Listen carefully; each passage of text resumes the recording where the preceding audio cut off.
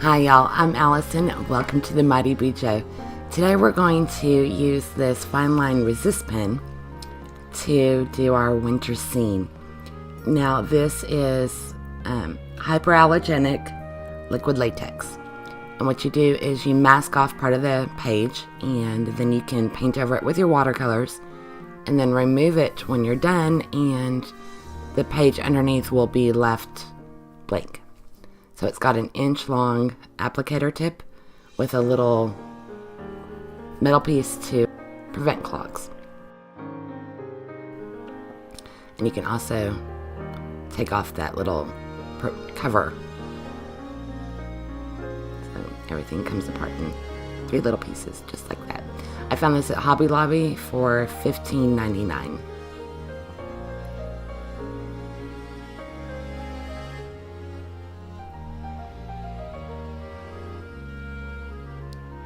And to do our cover page, I am using Artistics Tutorials, How to Draw Easy Winter Season Scenery, Snowfall Scenery, and Tim Borkert Art Easy Watercolor Snowman Tutorial, Beginner Friendly. I'm going to be combining these two to get my own little scene. Now the first website is really quick. Her video is like 2.5 minutes long. And she just speed draws the whole scene in pencil, and then at the end it switches to color. So it was easy to follow along. Just kind of paused it and was able to draw this little house or cottage from it.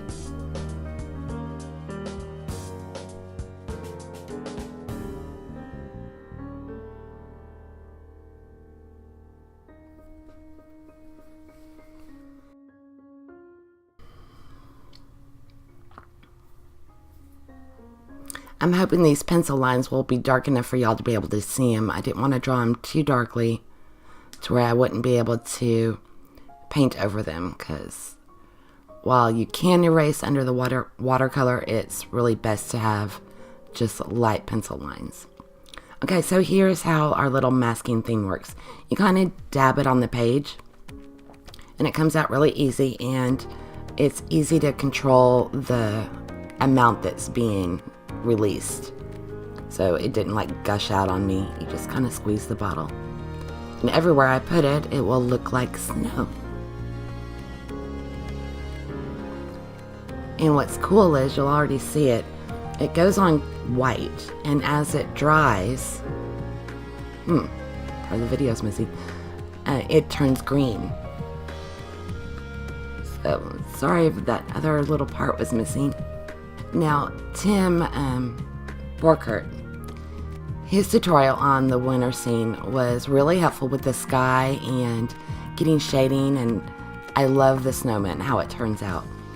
But he is painting his on watercolor paper, so the tutorial starts out telling you to wet the page with water first. You don't actually want to do that in your bullet journal, because for one, you're not going to get the same effect. Your watercolors won't bleed over the page like it would on watercolor paper. So all you'll end up with is just a wet mess, and it won't be any good.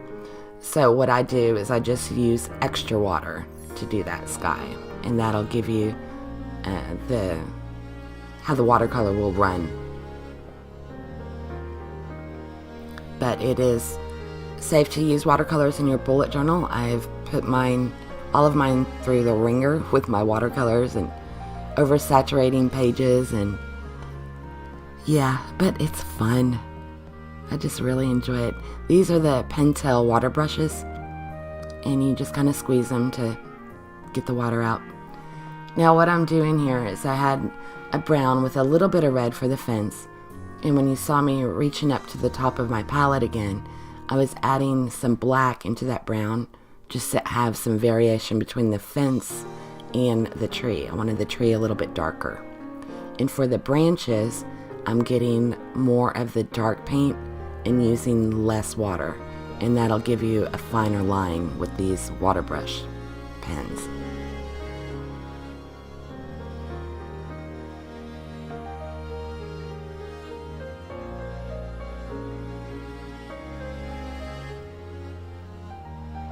There I was lifting off some extra water, and then I dabbed it on my paper towel, which is over on the right.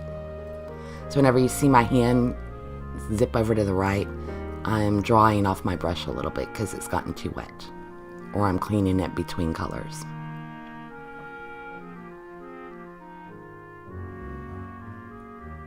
Now this is a heat gun that I found in my husband's garage. So yeah, we're watching paint dry. Isn't that exciting? I just love this. It saves so much time.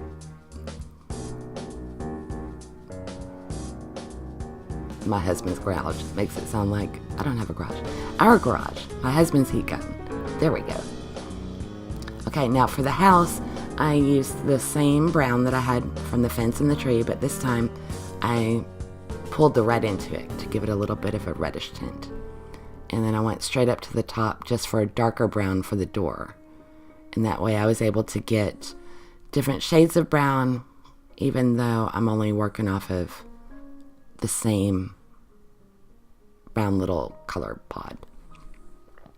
Now, Tim's in his video, his clouds did much better than mine, but yeah, it works. My top camera was off, so this is the only view I have to show you. But at least here you can see how much water your bullet journal can actually handle. The pages are starting to curl up, but it's not a problem. And I actually have a little hack for y'all, a trick, that will be my next video that I hope to have up just in a couple of days. And it's how to get all these watercolor wrinkles out. So be sure and keep an eye out for that.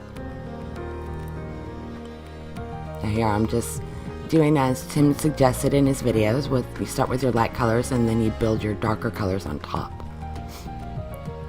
Now on this, removing this stuff, I will say that on Hobby Lobby, the reviews, people were upset with this. It tore up their watercolor paper, but it works really good on the bullet journal paper. And I guess they were saying it was sticking and pulling the top layer off. And you can see I have a little bit of trouble, but you don't want to pick at it like I'm trying to do there. If you use like the side of your thumb or your fingertip and just kind of roll it, then it comes right off. And it did not take any of the paper off of my page. So the top layer and everything was fine. So it works really well with the bullet journal paper. This is a Leuchtturm. I don't know how well it does with watercolor. And apparently you can also find this stuff at a better price. That was the other complaint. So I saw the 2 reviews today just looking it up, so I could make sure and tell y'all properly what it was. But I haven't had any trouble with it. I really enjoy it. Whenever I use this one up, I'll probably try a different brand. Okay, so with watercolor, I had too much water on my brush, and so when I put the black down for the dots, it just bled. And if you grab a paper towel, you can blot it up. Again, my brush was too watery, so it's really thick. So yay for paper towels, you just blot it right up. All those little mistakes, and then put another layer of blue over it. And now I've got a smaller, drier brush, and I'm going straight to the paint pan, and that fixed that. Yeah, see, that stuff's coming off really easy, just using your fingertip. Now, I tend to do my line work after, just because I rarely stay within the lines. If you've seen my other videos, you know that even when I draw stuff out in pencil, I don't pay attention to it. So I like to add my black lines afterwards, and they make such a difference. But you can see where the masking, how it looks like snow is on the roof and on the top of the fence. I like it, especially how it turns out on the branches, because I wouldn't have been able to get, white in there to get that well of an effect on my own. I'm not talented enough. So I'm really happy with this liquid masking tape. In fact, I use it again in my January setup, which will be coming hopefully by Saturday. I'm working on that one as well. Just got all these videos just waiting to be done. But we're getting there.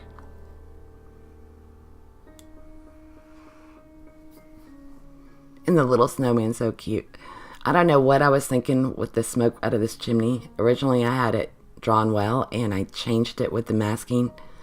I don't know what it was, but now it kind of reminds me of something out of like Beetlejuice or Nightmare Before Christmas. It looks like a hand is reaching out of the chimney. Maybe it's my fear of snow. Subconsciously, I had to put a scary element in the picture. Texans, snow, not a good mix. So anyway, this was my little winter scene for January.